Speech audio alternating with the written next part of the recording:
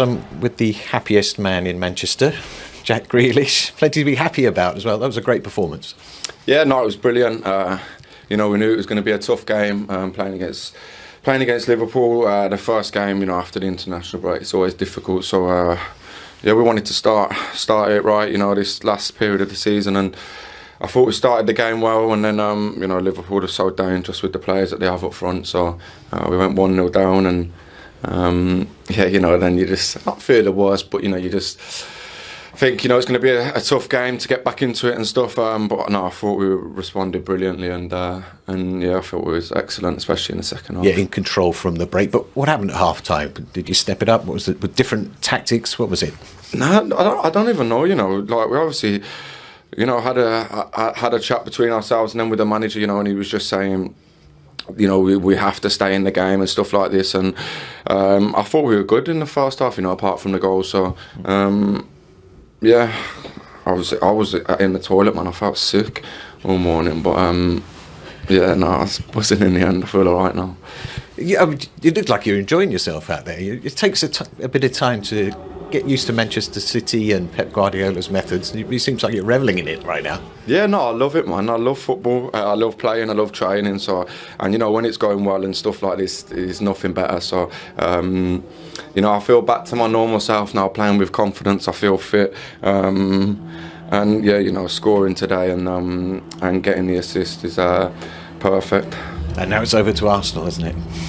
Yeah, obviously, they're a great team, but it's in their hands at the moment. So we're just going to keep doing everything we can, to try and chase them. But yeah, we've just got to keep winning games, and got to love you and leave you. I need to kind of change. We'll see how many days off we got. See that. Just that line of question. Goodness me, he felt ill all morning. Imagine if he'd felt fine.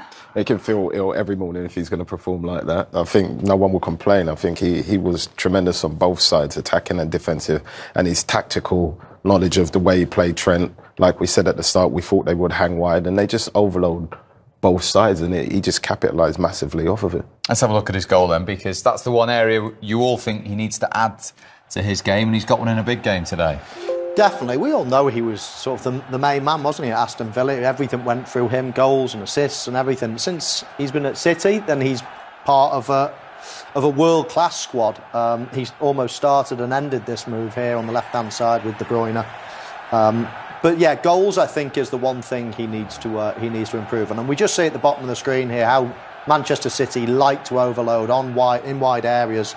And then switch the ball quite quickly. And once they did, it was a great first touch. And it was, and you can see what was that. But like Liverpool in that second half, you look at the amount of time that Manchester City had in the in Liverpool's half. And again, you're looking at a Liverpool defence that's not dropped off with a midfielder with time on the ball. And then you can see the overload on Trent's side. And once they get to that, Jack Grealish and Kevin De Bruyne, something's going to be created if you've got a 2-on-1, and it was. 19 passes in the lead up to that. Well, that's the thing with Liverpool. Like I say, they came out in the second half, and what you want to do is you want to be tight on City. You want to make it difficult for them, like they tried to do in the first half, and they didn't. It was easier for City the way they passed the ball around, and it was no surprise to me. If you give City that much time and space, and you sit off them, they are going to score, no doubt. That finished it, Sean, but of course what started it really was 53 seconds into the second half with Kevin De Bruyne's goal. This is great play here for me. They win it back on knockdown, they recycle the ball, and then they calm down. But this pass here, I think it's from Alvarez, in the back there to Mahrez, is, for me, unbelievable. From that happens, it opens Liverpool up completely. And Kevin gambles and gets a nice tap in, but I feel like that chance is a little bit harder than people think. He's had to keep his eye on it, plus the goalkeeper trying to dive across it, and he does it perfectly. Liverpool's, again, you can't take anything away from how City have totally destructed them there, destroyed them, I should say, with Liverpool pushing forward with no real organisation in what they're trying to do. You see Nathan Ake able to pass it out, and within one pass that, Alvarez has knocked it out to the right wing, and they're into Liverpool's back three, back two, whatever it was. It was a very poor performance from Liverpool, but very dominating performance from City. Back to front again, Michael, from City? Absolutely, Steve. We looked at half-time, didn't we, in terms of when Manchester City were outnumbered by Liverpool in attacking areas. We'll look at this just leading up to the Manchester City goal. 4 players there against the 3 defenders of Manchester City. And when we just forward it on slightly, we can see Trent Alexander-Arnold is out of position in this area. And that has the knock-on effect, because when Liverpool lose the ball, all of a sudden what you're going to see is one coming out here, cascade, then he has to come across. Then Henderson doesn't get the right side of De Bruyne righty, and all of a sudden, watch it go, one after another, and all of a sudden the problem is on the top end of the screen. Well, like you see Konate coming in, you see Van Dijk coming in, so then that leaves De Bruyne all the space in the world to run into to just finish. It was. Like I say, they destroyed them. Them in the end. And Liverpool, you just felt like they just couldn't get anywhere near them in the second half. Couldn't get near them. And what about the build-up for Gundogan's goal? Again, I think it was 14 passes in the build-up to this one. Well, again, when you look at the spaces, that they've had, look, you've got like Alvarez in there. He actually has 3 touches on the ball in the box. That's how much time he's got in there. He's got so much time. Look how much. You look at it from here. There's no look at the space. And this is just continuous, like space, not tight enough. So he's not gone. He should have went. Then he should have went across to De Bruyne. Now that it's just like it's too easy. It's too easy because Liverpool are not organised. Everybody's chasing. They're not going impact. Look, he's gone. No one else is gone. So then that's all that's going to happen. And when they speed it up like now, Liverpool look. There's people falling over. They don't know what they're doing. And now look, 1, 2. He's got 3 touches. Trent does well to block it, but then you've got someone standing in the box with time to put it in the net, and you just think to yourself, that is poor play from a team playing away from home against arguably one of the best possession teams in the world. And they've given them the opportunity to do that, and that's why they got unravelled. Now, much discussion, of course, about the absence of Erling Haaland before the game, but Julian Alvarez has now started 16 City games, and today he scored his 12th goal.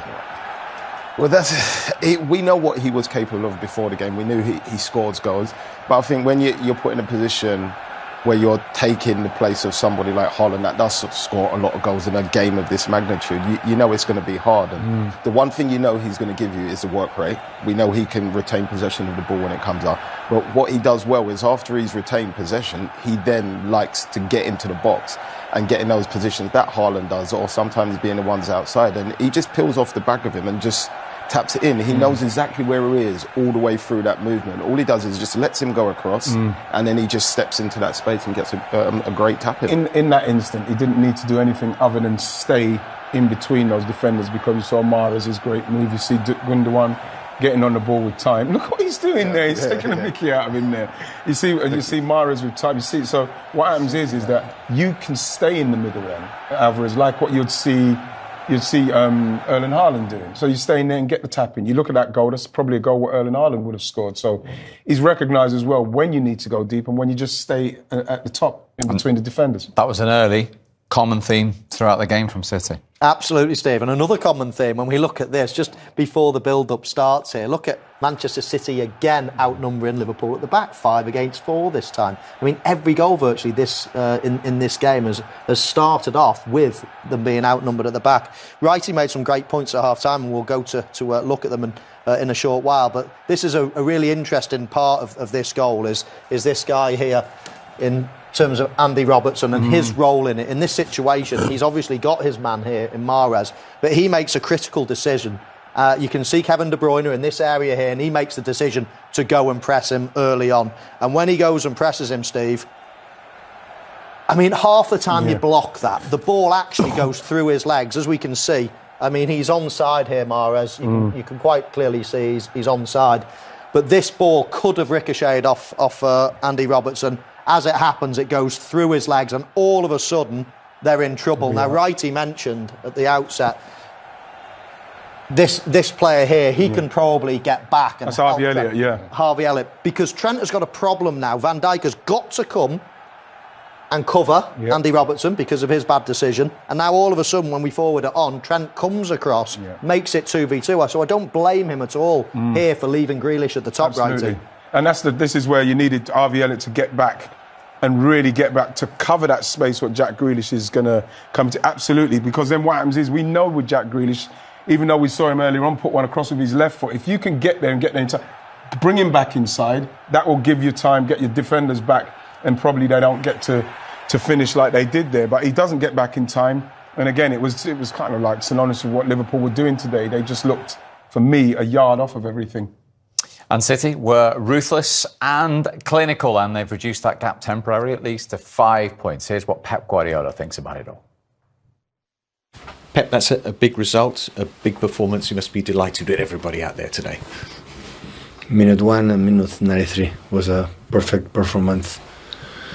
And everything, when we conceded a goal, we were playing really well. And of course, always the threat they have when the transitions and how his runners. But yeah, we played really, really good in all the part. One of the best performances in these 7 years. And you go down a goal, but there was no panic. You kept patient, and then from the start of the second half, you took control.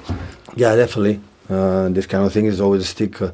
Continue with the idea that we had, because the players know that we are not playing bad.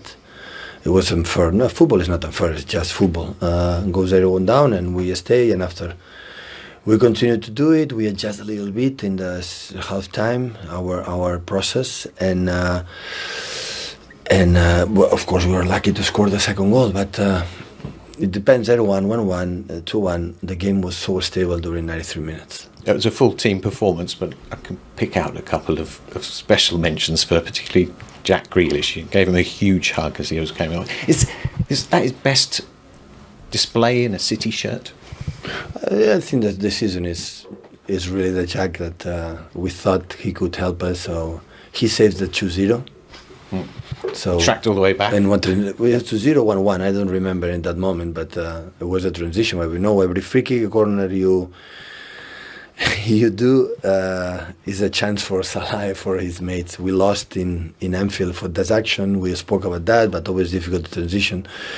And Jad helped us, but with the ball, so the aggressivity, both. Riyad was exceptional too. So I think I cannot name one better than the other one. I think all of them were exceptional. Well, I'll try Alvarez. We can see how much he contributes. He scored a goal and a hand in the 2 more. I mean, that's kind of, you're stepping into Erling's. Yeah, but not just the goal, the assist in the second and the third. So I've been involved in everything. So except the first action that he lost the ball to set to that, he was with the ball so clever. He's an exceptional player. So I think the club made an incredible signing for this prize, for the, he played for the national team from Argentina, a World Cup champion, and he's playing there alongside Messi and the rest of the people because he has something, and yeah, was really good for him.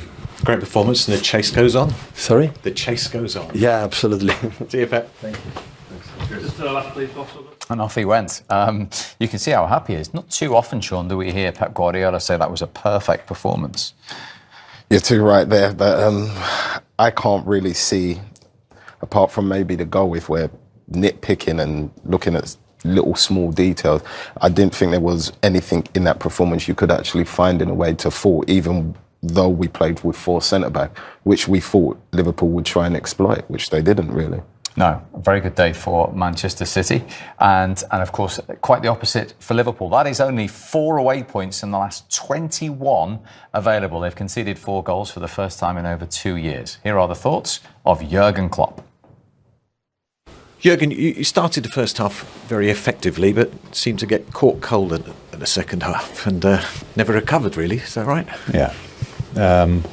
I think we saw a first half which you could expect, a dominant City side with us, really good organised, with our moments. Always when we played, we were really in the game. We caused some problems as well, scored a wonderful goal, had another big counter-attacking moment where we could have played it better. So 1-1 half time, it's clear. You can show the boys what we have to do, where we have to defend them, because the key areas are clear. The key areas are, if you don't control the 6-6, you have a real problem. If you then don't control the 10, Gundogan, De Bruyne in between, then it's pretty much impossible to play, because then the pitch becomes too big. Yeah, that's Jurgen Klopp. 4 shots today, Liverpool. Their lowest in a Premier League match for 12 years. 2 huge games, Chelsea and Arsenal at home, up and coming. Yeah, they are huge games. We saw the graphic early on that says Liverpool get results against the big teams. Of course, that goes against the grain today. But they do have to play Chelsea away and then Arsenal at Anfield. That'll be a different game with the Anfield faithful behind them. But no, things aren't perfect at the moment. You saw almost they fell away once the going got tough today. They fell away. I thought for the first half it was a brilliant game. The Liverpool of old, 2 massive teams going at it. But then as soon as City started getting a bit of dominance, they almost looked as if they cracked and their confidence ebbed away a little bit quickly and quicker certainly than we've seen it in the past. So they've got to get that back. But there were signs in the first half where you think Liverpool are no easy touch, and I'm sure they'll be back still. OK, that is some start to your Premier League Saturday.